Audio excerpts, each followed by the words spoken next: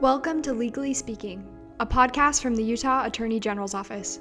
Here, we will be discussing matters of policy and justice, cases that our office is taking on, hot topics in Utah and in the world, but of course, it will all be done legally speaking. Hello and welcome to Legally Speaking. I'm Richard Pye with the Utah Attorney General's Office. Joining us today is the Assistant Chief of Investigations for the office, Nate Mutter. Thanks for joining us today, Nate. Thanks for having me, Rich. We're going to be talking about an investigative tool that the office has been using for some time, but that not many people know about, but that has paid off big time for some of our investigations.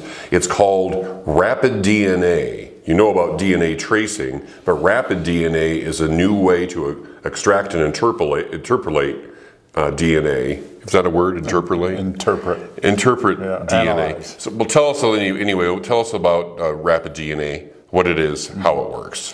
So Rapid DNA is simply the process of analyzing DNA, right? And we all understand kind of what that means, you know, when we're watching TV shows like CSI. So spit, hair, skin, blood, touch DNA. Okay. Correct. Fingerprints, essentially. Yes. Yeah. And it is essentially the same process that a forensic laboratory would do with DNA.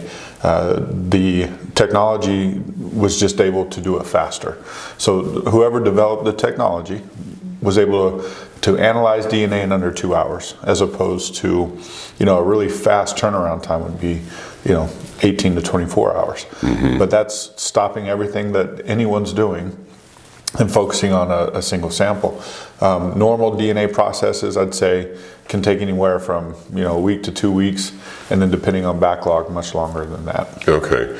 So how has this been applied, and what's the most useful example of the rapid DNA, the use of rapid DNA that you can think of? Sure. So we initially brought it in to address property crime and weapons crimes. And at the time that we brought it in 2018, it was difficult to have any crime labs look at DNA in association with property crimes or gun crimes. And so we wanted to bring that in to try and fill that gap. Since there's been a lot of progress forward by the state crime lab and other crime labs to shorten that backlog, and now they do have the ability to do some of this stuff. But that doesn't mean Rapid DNA doesn't have its place. And what we use it for primarily is still touch DNA cases. That seems to be the most requested type of analysis that outside law enforcement agencies ask us to look at.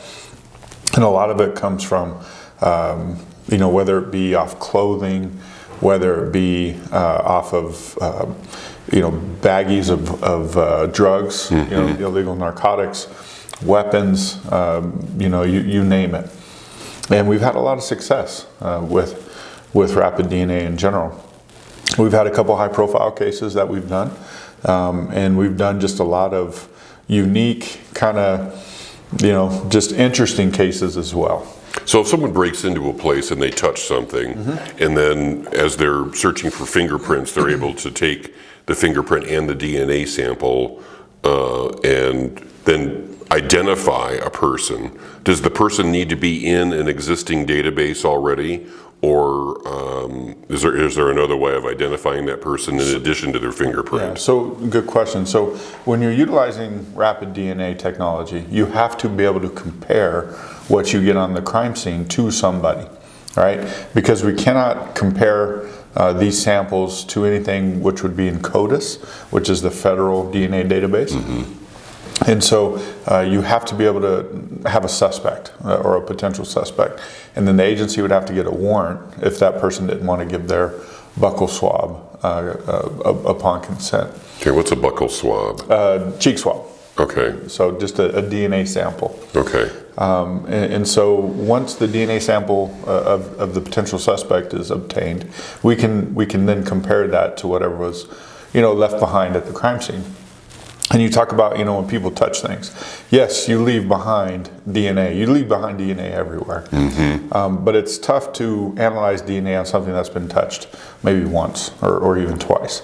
Typically you want to see something that's been handled quite a bit, or that there's been a lot of friction. So, perhaps like a murder weapon that was used in, a blunt force trauma kind of deal, where there was a lot of friction because they were holding on to that murder weapon. They were sweating or something tightly. into it. Yeah. Correct. Vehicle theft. So sometimes the steering wheel or the gear shifter. Again, we've pulled DNA off of clothing, off of shoes, hats, jackets, shirts. Have you ever had this is kind of a random thing because it's cold and flu season right now, but have you ever had an example of a witness saying something like, well, I remember the guy sneezed before he left, and then you could maybe go to a door jamb or something and then maybe search it for a little sample and maybe get a DNA sample from him not covering his sneeze or something like that? Potentially. So saliva is a great that's what I thought. Item of evidence to analyze as it pertains to DNA. So we've done a lot of soda cans, bottles, straws, silverware. I mean, you name it. If there's saliva on it, it's good. So, I mean, that's a potential, definitely. I don't know why I thought of that. Yeah. Probably because both of us have a little touch of something. Right. So when we're talking about like baggies of illegal narcotics, when the guys come tell me, hey, we're going to swab for DNA on these bags, I always think to myself, well, I hope they licked it. Right? Because sometimes they do. Sure, to seal the bag up or whatever. And so my first response is, I hope they licked it, because if they did, chances are we'll get a better read on that. Okay. So rapid means how fast? What does rapid mean? Under 2 hours. Under 2 hours. Is the time of the essence when you're investigating some of these crimes? Yes, it all depends on the case. So one of the highest profile cases we utilized rapid DNA on was a kidnapped child who ended up essentially deceased, who was killed. And before she was killed, she was sexually assaulted by her uncle. And this was up in Cache County. I remember that, yeah. Logan area. And time is of the essence in those kinds of cases, especially in the very first, handful of hours, right? At the time, you don't know if you're just looking for a missing girl or an abducted girl, or perhaps someone who has been killed. And at the same time, you have tips coming in from all over the place. Oh, I may have seen her in Idaho, or Wyoming, or down south into Arizona and Nevada. And investigators in those kinds of cases have to take all those tips seriously. Well, because we're able to identify some pieces of evidence fairly quickly in that case, investigators are able to prioritize those kinds of tips much more efficiently. So you could identify suspects and victims. Correct. If it's been a while, or if there's and in that case, we were able to identify blood essentially from the victim on several different items, and so we knew right away that something bad had happened to this little girl. Yeah, that was a horrible case to investigate. What about the usefulness of this technology in court? Is there a problem getting the sample admitted? Do defense lawyers use the argument that it's so fast that it's not accurate? This isn't my client, it could be anybody. Sure. That kind of thing. Another great question. So we have had this evidence admitted into court, into a handful of different trials. I can't put a number on it. But we've testified to it as the folks involved in it. They've testified in court. The judges allowed it in.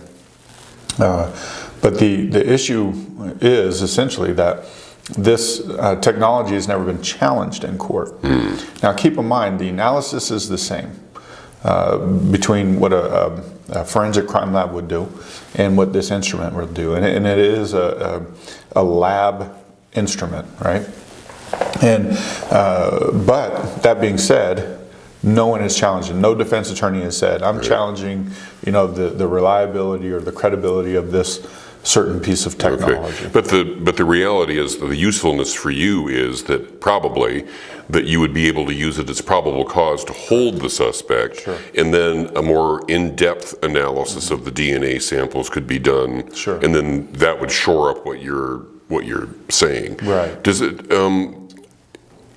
in investigations overall, how significant of a problem is it for people to be arrested for something and then just be released because of overcrowding in the system or a lack of evidence, and then it turns out this person does the same thing again? Does that happen more frequently now? Has it always happened? What gives some perspective on that? Well, I mean, that's a case-by-case basis, right? Because when someone gets arrested and they go to jail, they have the ability to have bail, right? To be able to pay that bail and get out until some court hearing or trial, or whatever the process is going to look like for that specific individual. So I think what this technology helps to do, especially within the case in Logan with the abducted little girl, is it helped to solidify the charges against that individual. Mm-hmm. So you have a non-cooperative suspect and a presumed dead little girl. Mm-hmm. And we were able to tie that evidence to a potential homicide evidence to that person.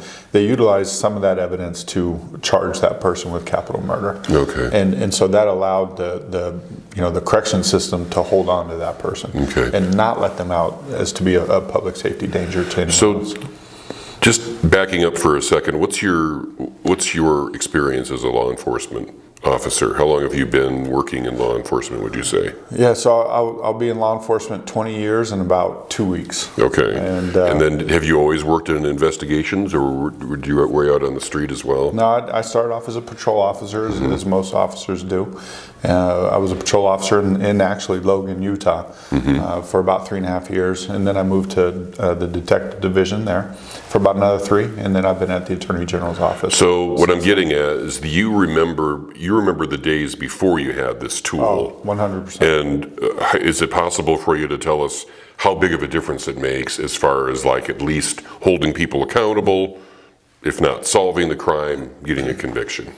It's made an incredible difference, and that's why I'm a big believer in this tool. It allows law enforcement to do their job more effectively and efficiently, and it also provides victims closure a lot faster in certain cases. And so when we can do our jobs better and serve the public better, that's a win-win. Right. All right. Well, this is something that I know that you've been really, really enthusiastic about. It's been a tool that the Attorney General's office has used for how long now? Since 2018. Since 2018. 4 years this month. Okay. The question that comes to my mind is, why don't more agencies use it? Because I know different police departments like to handle their own investigations. Yeah. Of the sheriff's office, for example. So I think that's 2 things. One is the lack of the court challenge, right? There are agencies out there that are a little hesitant because it has not stood up in court. But it hasn't stood up in court because it hasn't been challenged. And so you can't get it into the court system without utilizing it. And that's kind of the motivation I've had to utilize this technology and say, come on, let's get it in the court, right? Because I want to get a judge to look at this technology and give it some kind of judicial notice. Right. So the defense attorney will use this as an element of reasonable doubt. But the truth is that you don't know one way or the other, so you're creating the doubt without having an opportunity to create the certainty. Well, I mean, I'm not a scientist, so I can't say with certainty anything, right? Right. But I've seen the technology work, and I know it works well. There's a lot of science behind it, and I'm very comfortable with that. And so are a lot of the prosecuting attorneys that I've talked to about this technology. In all honesty, we want a defense attorney to challenge this. We want to bring this into what's called a Ramash hearing, which is a hearing here in the state of Utah that looks at scientific evidence. And we want to get it to that point. We just haven't had a defense attorney do it yet. Right. And we've utilized this in all kinds of cases in this state, and defense is stipulated in trial to this evidence. Okay. They won't challenge it. All right. If it identifies somebody at the scene, Correct. could be a fingerprint, could be rapid DNA, results of Nate's rapid DNA test. Correct. Thanks for joining us for Legally Speaking Day today, Nate. Nate Mutter, one of our investigators at the Utah Attorney General's office. Thanks for joining us. We'll see you next time. Thank you, Rich.